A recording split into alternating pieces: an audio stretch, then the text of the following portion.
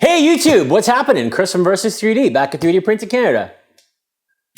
Got another build video for you today in the long line of build videos, but we have some awesome print videos coming too. Stay tuned. Anyway, today I'm once again super excited because we are gonna open up the Formbot, now Vivedino, Raptor 2.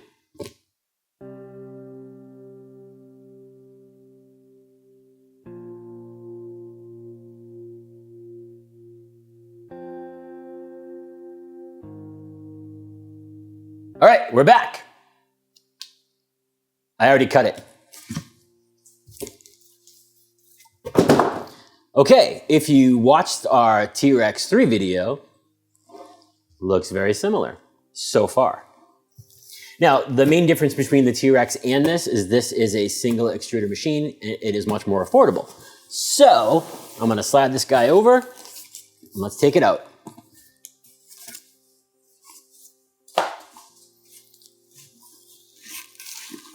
So upper gantry is almost identical. I'm gonna flip it over as to not do anything bad.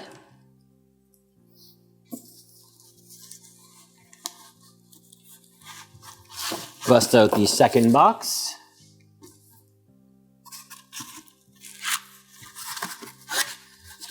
Move all these guys. And gonna bring it down on the floor just to get the bed out. There we go. So we have the entire bottom section is already pre-assembled, as is the upper gantry. Comes with some filament. Let's see what's in the boxes. This is box number 2. All right, we have a single filament spool, holder, data cable,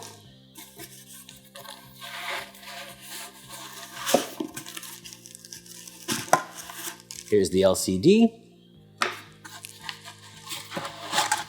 And where the magic happens, the control box.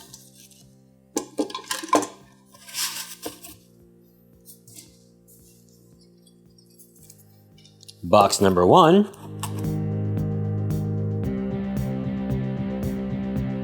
has our toolkit, power cable, SD card with profiles, test model, and the user manual. USB cable. And the entire extruder assembly already built. And this is everything in the box. Let's take a look at some of this stuff and let's build it. All right, we're back. Now, what I've done is I've taken some of the major components out of the bags just so we can get this build ready to go for you. Okay, so now, first thing we're gonna do is we're gonna put the top gantry onto the base. We need the ginormous driver they include and these 2 big bolts. Don't forget to use the washers. It's important. Okay, so what we're gonna do is we take the base. I'm gonna turn it on its side, just so it's easier. I'm gonna position it so the hole is right off the edge of the table, so it's easy for me to screw it into. So what you need to do is push the bed all the way forward, or you won't be able to fit it in properly. I'm gonna take this whole upper gantry, cables and all, and what am I doing? Oh. Sorry, I did it backwards. Bed has to go all the way back. Bed has to go all the way forward. There we go.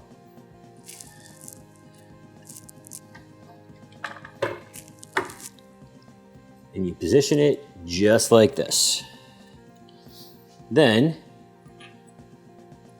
we take one of the giant bolts with the washers, and I'm gonna go right in the hole underneath. And just finger tighten that. And then go in with the driver. Then I'll do the same thing. I'm just gonna slide this over. So it's just barely falling off the table there. Take the screw a little further. Right up in here.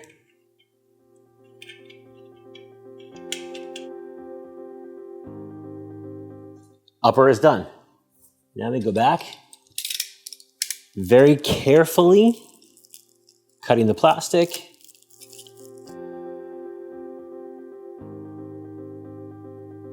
And there we go. So now the carriage is right here. So now we get to do the easy stuff. 2 cables, end stop and the motor. Plug right in. Spin it around here. Right here on the side.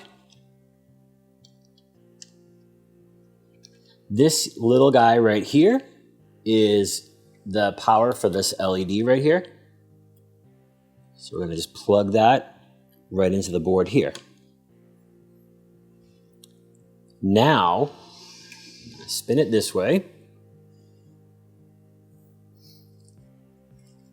The control box, this has the actual board in it and the stepper drivers, things like that. What we do is we just use this one data cable and we plug that right in. It's kind of finicky. So what I tend to do is use the Allen wrench just to kind of pop it down like that. And that's not all the way in.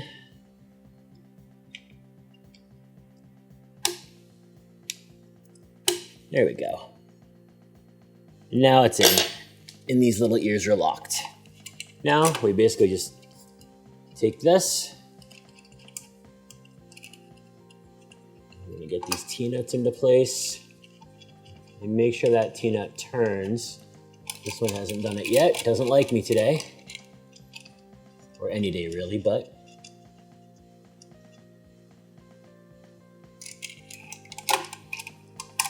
There we go. Now it's definitely in there. And it's turning. Kind of. There we go. Then we just screw these 2 down. And that box is locked nicely into place. Okay, then LCD time. Let's take that right around. So black goes into EXP2. Gray goes into EXP1. And same thing with just a T-nut. I'm gonna bring that under the cable and put the LCD right there. Now we're just gonna take this cable here and run it right up into the control box. Almost done with wires. So this is a little tough to see, but this Z stepper motor cable that runs through here plugs right in here to the bottom. So that just plugs in right there. Now there's one more cable I just need to find. And it's the Z stepper for the side. Here it is. So I'm just going to turn it around to the back.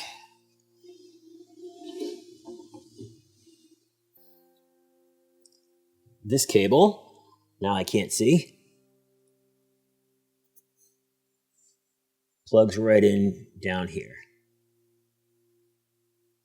So now we'll install the spool holders.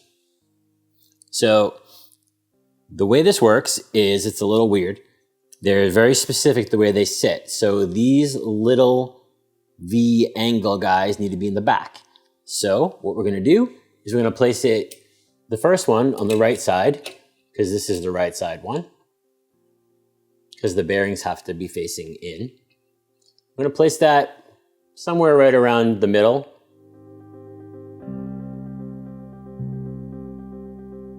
Get that nice and locked down. Then we're gonna take the other one, put it on this side, Ow. And get that mostly locked down. Okay, so a little bit of room there. Now I'm gonna grab this spool of filament and I'm gonna make sure it's gonna sit properly. Seems about right to me. And then we'll tighten that all the way down. Okay.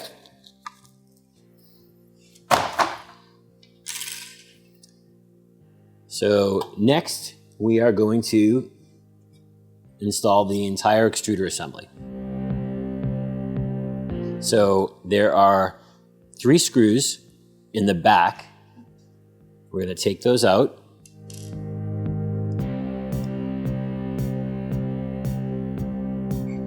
And as you can see, there's 3 holes on the plate right here. We're just going to screw that in. But before I do that, I just want to talk about this extruder assembly for a second. So this is a direct drive system. You see it has a beautiful almost 360 fan, vent for the fan. It's an E3D V6 hot end with an authentic BL touch built in right there. It has its own little board right here that has all the fan connectors, the BL touch connector, and your filament runout sensor connected. So, and it's a nice design, very easy to load. So now, we're gonna just line this up. And this can be a little tricky because there's not a lot of space. So I'm gonna just put one of these through. The middle one, actually. Get myself ready. And just set that one in place so it's easier to get the other 2 in.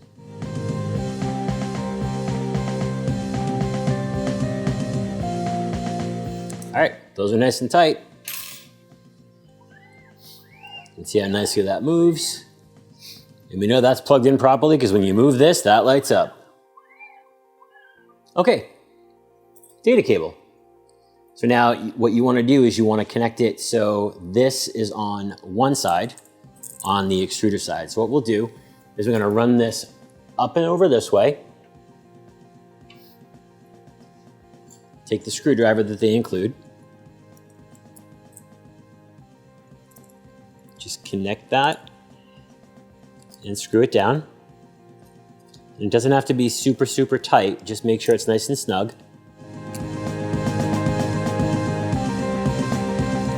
That is not going to disconnect. Now we're going to take this ring and put it up here on one of those little hooks that are in the back of the spool holder. Then we're going to take this. I'm actually going to spin so you can see what I'm doing back here. So we're going to connect this, just hang it right on the hook there. Then we're going to take this cable and run it through this way. I'm going to leave a little bit of slack because we're not all the way at the bottom. And then run it over here. Put it in this nice little clip that they gave us.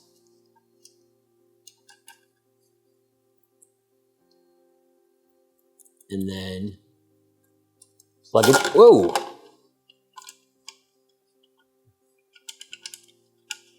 There we go.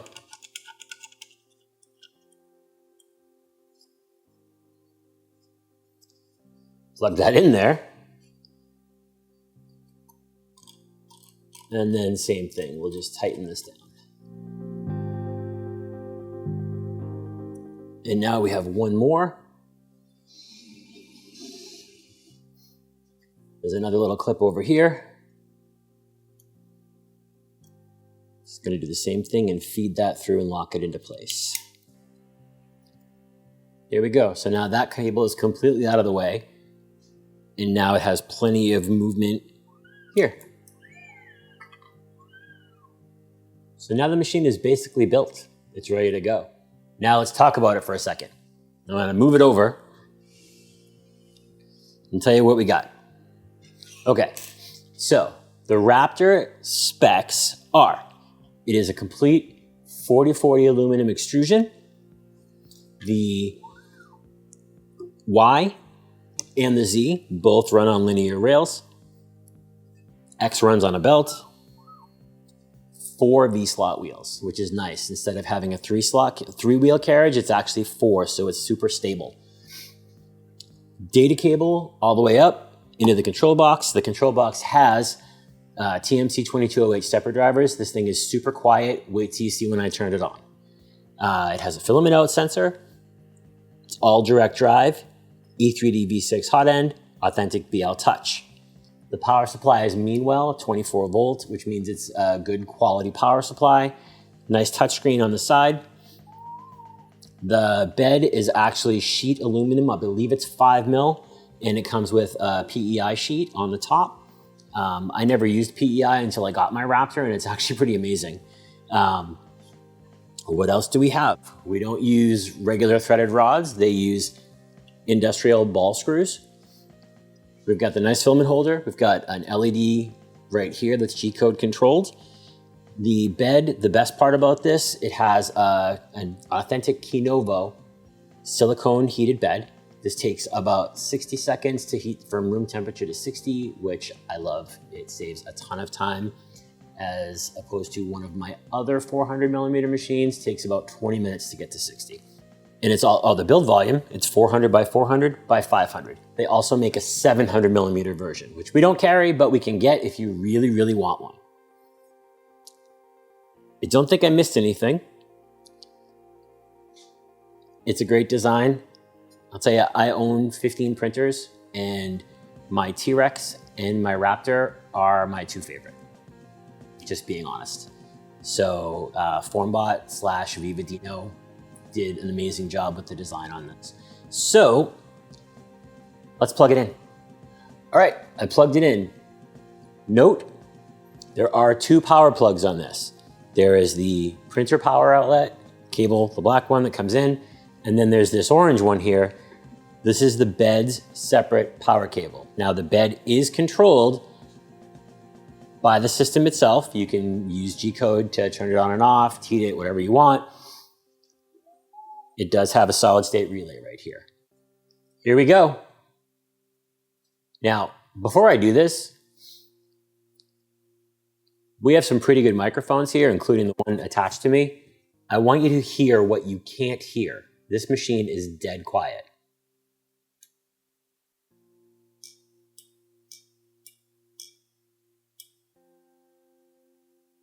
I'm standing this close to the fan.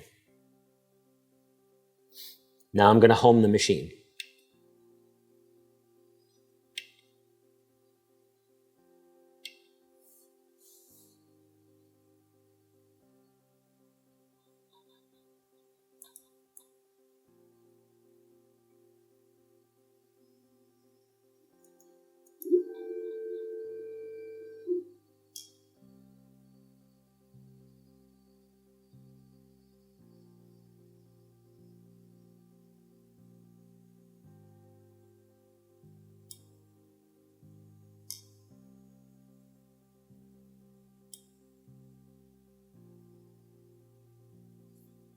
That's it. It's quiet. So now we do have to set the Z offset, and then we're ready to print. So I have my handy piece of paper. Now on these, it's a little different than you normally set, say, on a Creality machine if you've got a BL Touch or anything like that. So what we're going to do is we are going to home it, which has already been homed, so we don't need to do that again. And then we're going to go to motion, and we're going to move the axis. So we're going to move the Z 0.1 millimeters. So I'm going to slide this paper under here. And when they come from the factory, they're usually pretty close. So I'm going to move this down slowly, moving my paper. See where we get. We're down to point increments now. Oh, look at that. 0.1. So we need to, basically, we're at plus 0.1 right now. So we're going to need to adjust our Z offset plus 0.1. So now we back out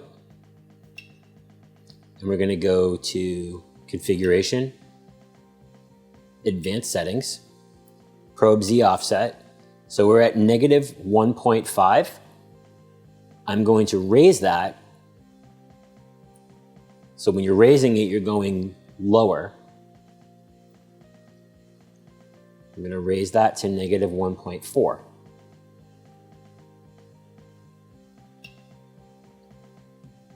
Go back to configuration and store the settings. Now I can back all the way out.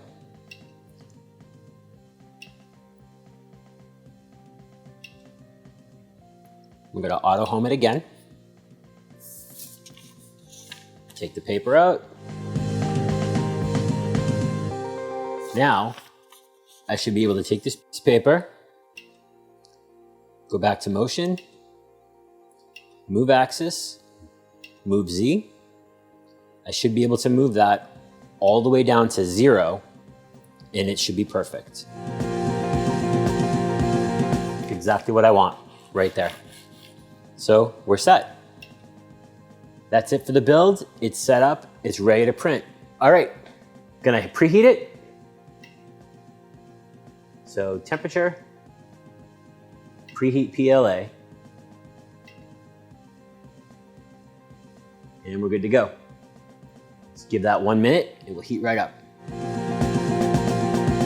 All right, heated up, took about a minute. Now I'm just gonna raise the Z a little bit so I can load the filament. All right, so I'm just gonna use some neat dark gray. Pop it right up. Just gonna bring it right down. Now, my biggest pet peeve with these is if you watch the T-Rex video is the filament sensor just kind of flops around, but that's okay. If that's the biggest complaint I have, it's a pretty good printer. So I'm just gonna straighten this filament out a little bit. Now I'm gonna slide it through the filament sensor.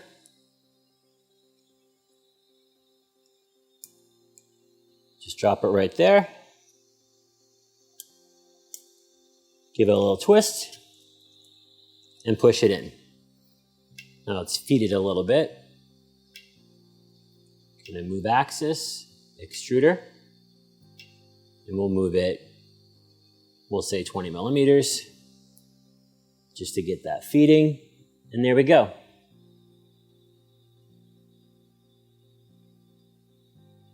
Nice straight drop down, it looks good.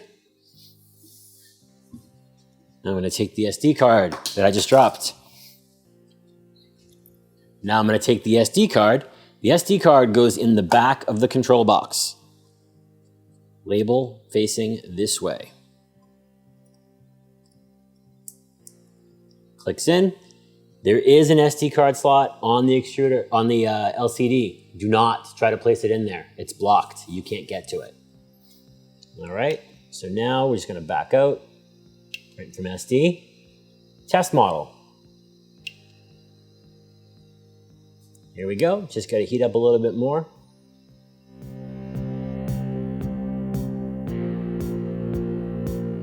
And here we go.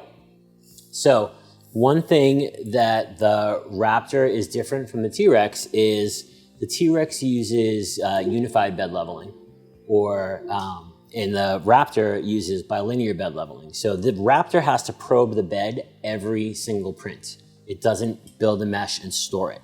So right now it's homing.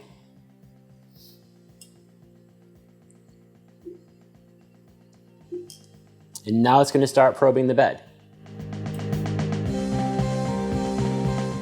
Once it finishes probing, it's gonna then start the print. It's building its own mesh so it knows where the bed is level, or maybe it's not level. So let's see what happens.